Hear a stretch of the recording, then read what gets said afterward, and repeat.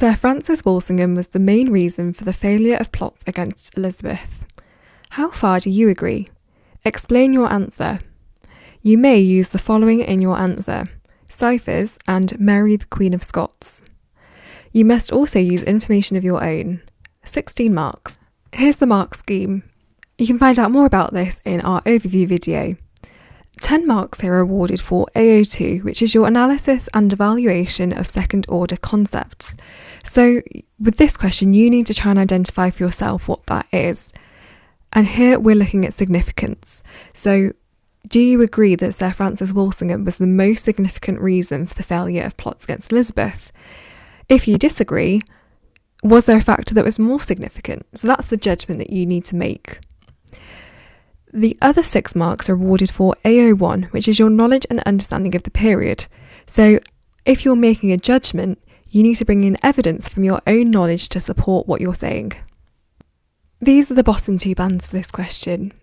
If you're scoring in these 2 bands, it might mean that although you've answered your comments are perhaps a bit general, so you need to develop them further by either bringing in evidence from your own knowledge or by making comments which explain your point and link it back to the question.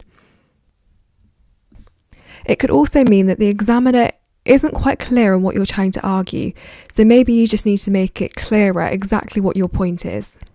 These are the top 2 bands. If you're scoring in these bands, it means that you've identified the second order concept and made a judgment. You've then supported that with relevant evidence and come to a justified conclusion. Your structure is clear, the examiner knows exactly what you're trying to argue. Overall, you've demonstrated a really good understanding of the topic and the question. There are lots of different points you could have made when answering this question, so as long as what you say is relevant and correct, the examiner will give you the marks. But here are some examples of points that you could have made. Now, it's a good idea to use the point, evidence, explain structure. So you could, for example, if you chose to disagree with the statement, make the point that Elizabeth took plots and conspiracies very seriously. Your evidence could be that with the Northern Earls Rebellion in 1569, she sent a huge army to quash the rebellion and sentenced 800 of the rebels to death. And then to explain that and link that back to the question, you can see that how successfully she dealt with uprisings.